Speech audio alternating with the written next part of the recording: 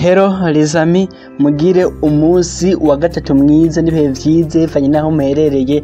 Akaba ari guys tugarutse n'amakuru ya buri munsi, menyesha makuru aba yavuzwe ngaho iwacu muri Tanzania, ku mugabane wa Afrika no ku mugabane wa Buraya muri rusangi. Akaba tugarutse buri munsi muzoza murayabona ngaha kuri channel yacu ya Intare Web TV. Ndagusaba gukora subscribe nimba utarayikora, twari tumaze kugaruka nyuma yo kumara igihe turi ku ntama mu rugamba tuzikurikiranira hafi buri mwanya bikace bagomba ko dukorera kuri Facebook umwanya munini. Twari tumaze kugaruka kuri YouTube, ibintu bigiye kugenda neza nkuko vyahora muri rusangi guys. Akaba ari ntaba mu rugamba mu vy'ukuri konje yabo bari baduhaye iheze. Mwayibonye gute? Mwabonye bigenje gute mwizi qualification zo kurondera kandi wabakinyi baha amanota ngahe ku 10? Ubaha amanota ngahe ku 10 ko birangiye babuze qualification ya kane mu mwaka wa 2022? Akaba ari mu vy'ukuri amajambo ari menshi ngaha hanze, reko je nigumije nta jambo novuga. Qualification nivyo barayibuze, ariko barakinye bakoze ibyo bari bashoboye. Ku munsi w'ejo baritanze nyuma gutsindwa na Maroc igitsindo kimwe mu busa, bari bakinye neza baritanga, n'abari bazi ko amaze gusezererwa nta kidasanzwe nyene, uretse ko bakoze nyene ikosa ku rukino rwa Centrafrica. Ikosa ryo ndazi nabo baragemera, ikosa ryo kudihagara ko minota ya mbere no kwinjira mu rukino hakiri kare, kandi rwo rukino rwari ruri decisive, rwo rukino ruza ku decide nyimba tuzoja muri kane nyimba turazojayo. Urugwa Maroc twafa kwandika no kuvuga, ariko urwa Centrafrica niko gwari kudesida, no kwari kudesida nimba tuzoja muri kane cyane tutazoja. Reka bari ryo kosa bakoze ryo kutinjira mu rukino hakiri kare canke ryo kutagira ivyiyumviro bikwiranye na rujya rukino, ko kugifokasinga ko kurubamwa kurugira urukino ruri special. Akaba vyarangiye ku munsi w'ejo tagihindutse mu rutanye itsinda Centrafrica yaditsindwa na Maroc. Biba biraheze mu vy'ukuri kwihangana. Reka tugende dutegure muri 2023 muri kane zobera muri Côte d'Ivoire. Ariko ikibazo cyo kwibaza n'ama rugamba zizogaruka mu kibuga ryari. Uzi guys ko niyumviriye sanga tuzomara ngira umwaka tutarabana intaba mu rugamba mu kibuga, kuko qualification z'igikombe cy'isi nizo zigiye kuba. Urazi ko twasezerewe na Tanzania Sekafa naho tutazokina bo ngaha mu gihugu, sinzi nayo kizonaba bazoturondera inkino za kivandimwe bwana. Naho ubundi twasubira ko naba mu rugamba ngira mu mwaka uza muri qualification za kane nyene ya 2023 kabisa. Atwizere vyiza, atwizere ko mu gwacu bandanye gutera imbere unashika kure muri rusangi. Akabare gazi gusizirwa ko naba mu rugamba bitababaje twebwe twenyine, ahubwo na Fisto Abdullah Zak na vyamababaje nyuma yo gutsindwa na Maroc. Yapostinze agapicha abona yicurikiriye kuri Instagram yavuga ati mu vy'ukuri naho ntahamagawe naje ndababajwe n'uyu mugwi wacu intamba mu rugamba. Akaba ari guys tukiri kunaba mu rugamba nyine no kubakinyi bayo muri rusangi. Sadio Berahino yarayakize COVID-19 naho twasezerewe. Amakuru meza nuko Berahino yakize COVID-19 yaramanye iminsi 10 akaba yamaze gusubira mu myimenyerezo mu mugwi wa Sporting Charles Leroy. Akaba ari guys mu migwi 20 nizo kinije gikombe ca Afrika hamaze kuboneka imigwi 23, ariko bisa nkaho nyira 24 kuko n'uwa 24 usa n'abamaze kumenyekana ahantu uzova. Akaba ari migwi yamaze kuronka iyo tike ya AFCON 2021 zo muri 2022 muri Cameroon. Ari Cameroon nyine zo yakira Senegal, Algeria, Mali, Guinée, Conakry, Tunisia nayo yamaze kuronka mu vy'ukuri iyo tike. Hakaba na Burkina Faso, Comores, Egypte, Ghana, Gabon, Gambie, Zimbabwe, Guinée Équatoriale, Côte d'Ivoire, Maroc, Nigeria, Sudan, Malawi, Ethiopie. No mugonyine muri Afrika bose ruko urimwo Mauritanie, Guinée Bissau, Cape Verde na n'uwundi muguzova hagati ya Benin na Sierra Leone. Rukino rutabaye ku munsi w'ejo ariko yateganijwe saa 3. Akaba impamvu rutabaye ari n'inkuru imaravugisha abantu batari bakimwana wa Afrika bavuga ati umupira wacu sutira imbere gushika ryari ni ryari uzoba umupira w'abanyamwuga mu vy'ukuri muri rusangi. Akaba rukino rwateganijwe ku munsi w'ejo hariya muri Sierra Leone. Akaba Sierra Leone ifise amanota 4 mw'iryo tsinda, Benin kagirindwe. Sierra Leone ikeneye gutsindira urwo rukino vyanka vyakunda kugira yikarivye.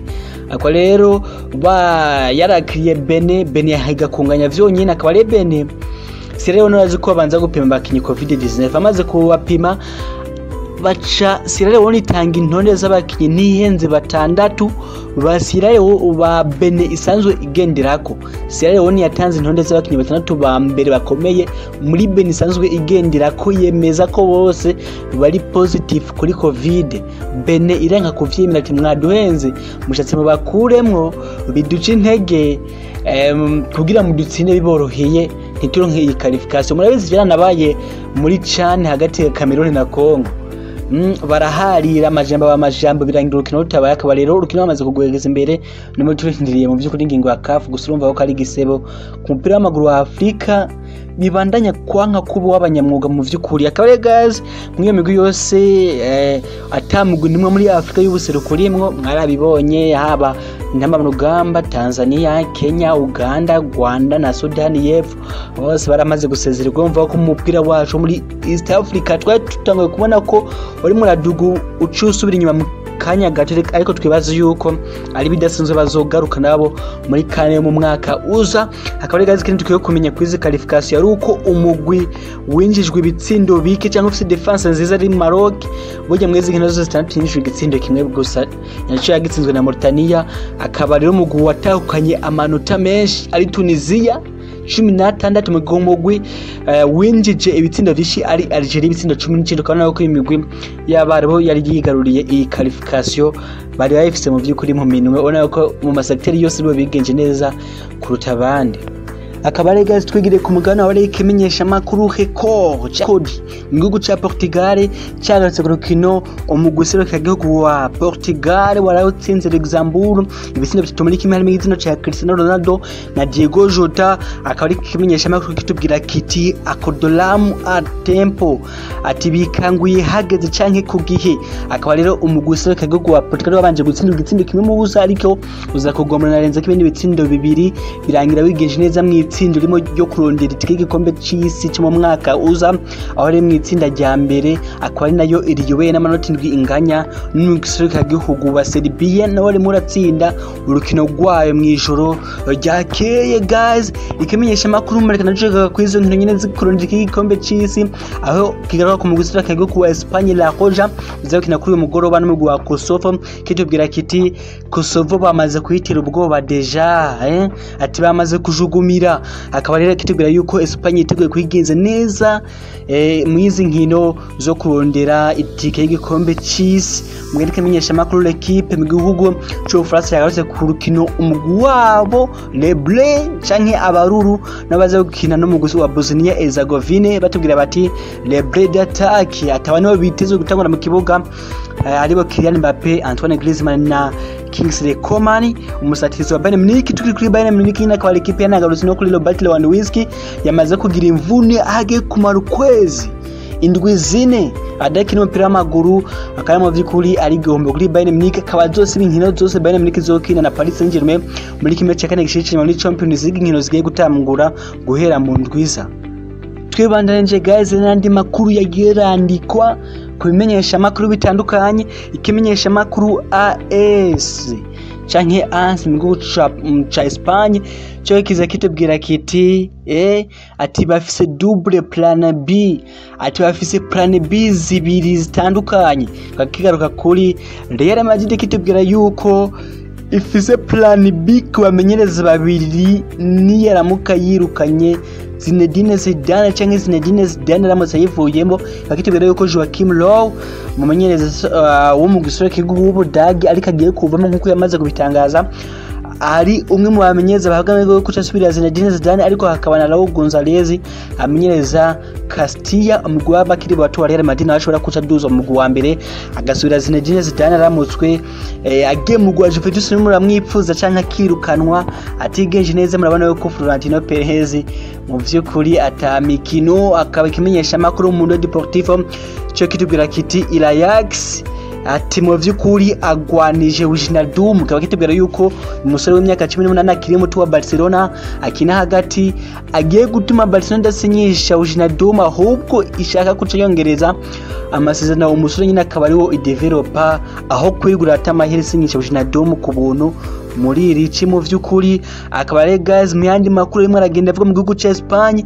Ikimenyesha makuru cunga nyine Catalonia muri Espagne Diario Sport cyo kiza mu by'ukuri kitubwira mu by'ukuri kigaruka kuri Leo Messi na FC Barcelona muri rusange, kitubwira kiti saga ya Messi na Man City yamaze kuba closed, ati yugawe ivya Messi kuja muri City vyarangiye, ati ntibikibaye. Bakitubwira yuko Man City yizera ko Messi azoguma muri Barcelona, niyo mpamvu idashaka guta umutwe n'umwanya isubira kumwifuza canke itanga ubusabe n'ikindi kintu gifise aho gihuriye n'ivyo, ati niyo mpamvu yamaze kurangira, ati nta hantu na hamwe Messi azoja, ati vyamaze guhera mu vy'ukuri. Mbwe kinatubwira yuko ngo Erling Haaland azosaba Dortmund kuyivamo mwirici, mu gihe kinatubwira yuko Lautaro Martinez ari plan B kuri Barcelona yaramukita rose abakinyi b'imbere yipfuza barimo kuna Aguero na Memphis Depay.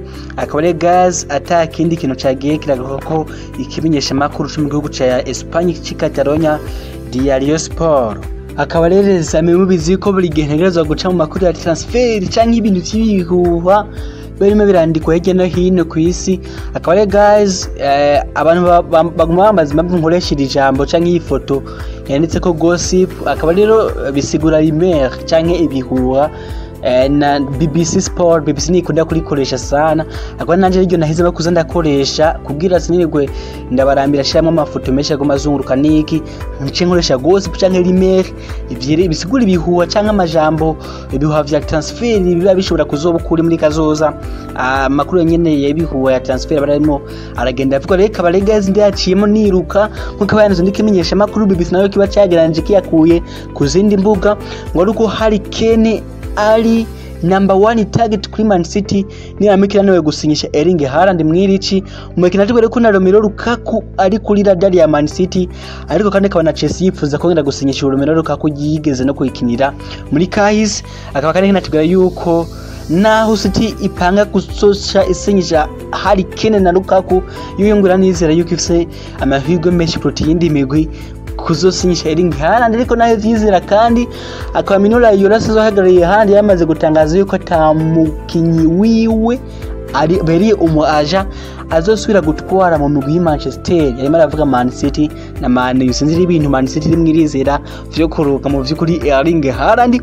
Mugihe Jacques Grealish mukinyi wa gatwa Aston Villa n'abari mu bakinyi bifuza na Manchester City, mugihe Manchester United, Chelsea, Paris Saint-Germain, Inter Milan na Juventus bose mo barabira hafi Sergio Kun Aguero. Nyuma yo kuvuga yuko agiye kuva muri Man City vyamaze kuba officiel mwiri chazoca ahavi nyuma y'imyaka 10 yikinira. Ni inkuru yababaje cyane abafana ba Manchester City oragiye no kubakirwa igishushanyo cyangwa stati hanze ya Etihad Stadium, akwemigwire imigwi yoje kwadondagurira yo simira mwipfuza, akaba atari mike. Akaba ari n'umugwi wa Barcelona uri mu yifuza kumusinyisha, aho nahabwa amahirwe, aho mbere bivuga yuko Messi yabwiye Barcelona kugira vyore kasinya yandi masezerano bobanza gusinyisha Aguero. Akaba bizoca bituma Aguero agira amahirwe menshi yo kuja muri Barcelona kuruta iyindi migwi yari yo yose. Akaba Ibrahim Konate n'umunyugaro w'imyaka 21 wa Leipzig bivuga ko amazina yo gukora ibipimo vy'abaganga imbere yo kwimukira muri Liverpool maze imwifuza. Akaba mu vy'ukuri ashobora kuyisinyama mu gihe Mohamed Salah ku munsi w'ejo yavuze yuko ata muntu yobimenya muri kaza ashobora kuzokina muri Espagne. Akaba ari yabitangaje kimenyesha makuru Marca, akaba ari yabitangaje igihe avuga kuri Real Madrid na Barcelona. Guys, sinongera naciye mu gihugu ca Tanzania, namwe murabizi Tanzania ndayikunda sana. Muna kuri umupira w'amaguru wabari muri ageno tere imbere mu vyerekeye ama club naho mu muguzore ka gihugu bitageze neza, ariko ndimana kuri ama club yaho nka Simba ukuri muri agenda mu vyukuri yigenza. Waraye kimenyesha makuru mu Mwana Sport kitubwira kiti ni do or die kuri Simba. Ati mu vyukuri biteguriye gutera ubwoba Afrika, kuyitikisha Afrika. Ati Gomez mumenyereza wabo yaramaze gucora mapu y'ukuntu azobigenza gutegeka Afrika no kubitira ubwoba muri CAF Champions League. Akaba ari Simba isa niyamaze kukwatishikira ya kimwe ca kane mwitsindi rimo, ikaba ari yiteye kuri bishoboka vyose. Isa n'ikombe ca CAF Champions League ca mbere mu mateka ya East Africa. reka turindire. Michezo yitubwira ati Tanzania yateye ikirenge ca mbere muri AFCON y'abakinira ku musenyi canke igikombe ca Afrika c'abakinira kuri beach canke ku musenyi, akaba ari mu rukino rwo gutangura yatsinze umugusura k'igihugu Intamba mu Rugamba ibitsindo 8-3 hariya muri Tanzania. Akaba ari kimenyesha makuru Uhuru kibigaruka kitubwira kiti Tanzania yatanguliza mguu AFCON, akaba mu vyukuri batsinze ibitsindo 8-3 mu gusura k'igihugu wacu mu gihugu ca Tanzania. Bona ko mu vyukuri batorohewe n'aka na gato hariya muri Tanzania bitakuze mu vyukuri ko bahivane. Turinde kurukino rwo gusubiriza uko bazokwigenza. Guys, mugire umugisha, mugire ibihe vyiza, murakoze.